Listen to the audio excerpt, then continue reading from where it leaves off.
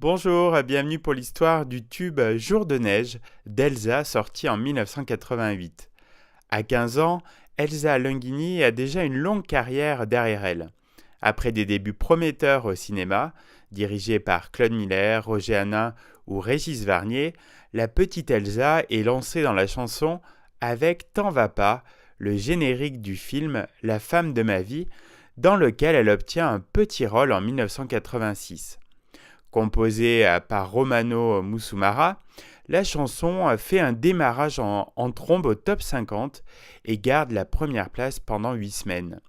3 disques d'or plus tard, Quelque chose dans mon cœur et Un roman d'amitié, avec Glenn Medeiros, sont 2 autres tubes, on parle d'un premier album.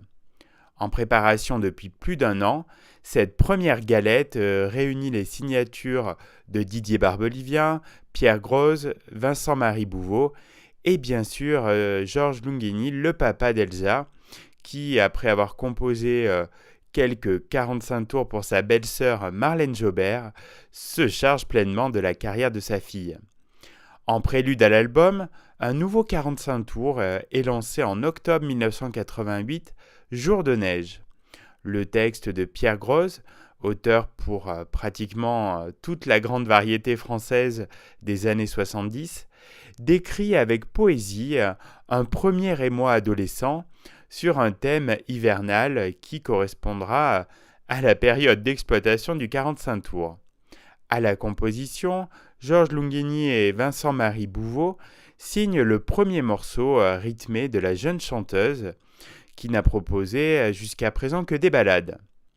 Alors que Jour de neige fait tout juste son entrée au top 50, le clip est tourné du 23 au 25 novembre sous la direction de Bernard Schmitt, responsable de nombreuses vidéos pour Jean-Jacques Goldman et Johnny Hallyday. Habituée des caméras, Elsa y incarne avec naturel une adolescente dans un pensionnat de jeunes filles qui s'éprend d'un garçon après quelques regards échangés. Romantisme et pudeur sont au programme du premier album éponyme d'Elsa, qui est dans les bacs en fin d'année.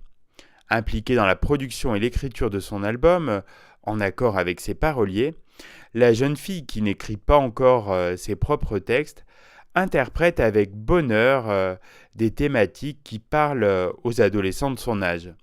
Elle en fait la promotion partout en déclarant qu'elle adore son album, même si les médias préfèrent lui poser des questions sur sa jeune carrière ou carrément sur des sujets de société comme le divorce, la drogue, le sida.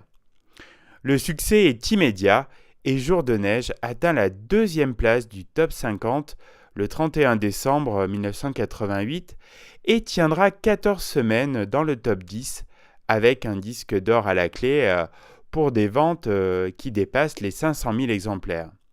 Le 19 novembre 1988, Elsa est nommée aux Victoires de la musique en tant que révélation féminine aux côtés de Vanessa Paradis et de Patricia Cass, mais c'est cette dernière qui remporte le trophée. Qu'importe, l'album d'Elsa cartonne et le début d'année 1989 est l'occasion d'aller faire de la promotion à l'étranger, l'album étant distribué un peu partout dans le monde.